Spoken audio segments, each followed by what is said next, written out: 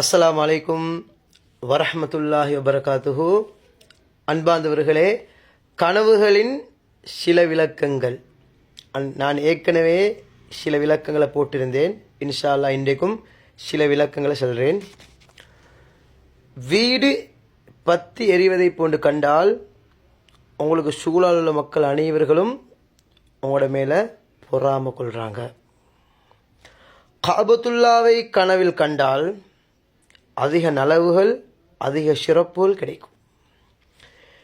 சிட்டுக்குருவிய உங்களோட வீட்டுக்கு வருவதை போன்று கனவில் கண்டால் அல்லது சிட்டுக்குருவிய கனவில் கண்டால் உங்களோட ஒரு உறவு, உங்களோட ஒரு சகோதரன் பணக்காரனாக மாறுவார் அல்லது சகோதரி பணக்காரியாக மாறுவார். முட்டைய கனவுல கண்டால் உங்களுக்கு ஒரு புள்ள கிடைக்கும். அதே போல் ஒரு பெண் அவட கணவன் பயிர் செய்வதை போன்று கனவில் கண்டால் அவளுக்கு ஒரு ஆம்பளை புள்ள கிடைக்கும். அதே போன்று ஒரு மனிதனை அதிகமான பசியோடு இருப்பதை கண்டால் உங்களோட குடும்பத்தில் யாராவது வஃபாத் ஆகுவார். அதே போன்று அதிகமாக மழைகள் பெய்து மழை பொழிவதை கனவில் கண்டால் அதிக பரக்கத்து கிடைக்கும், அதிக நியமத்து கிடைக்கும். அதே போன்று கருப்பு சிங்கத்தை நீங்கள் சாப்பிடுவதை போன்று கண்டால் உங்களோட பயங்கரமான நோய் உங்களை விட்டும் குணமாகும். அதே போன்று ஒரு சிறுமியை, அழகான ஒரு சிறுமியை கனவில் கண்டால் உங்களுக்கு ஒரு நல்ல செய்தி கிடைக்கும்.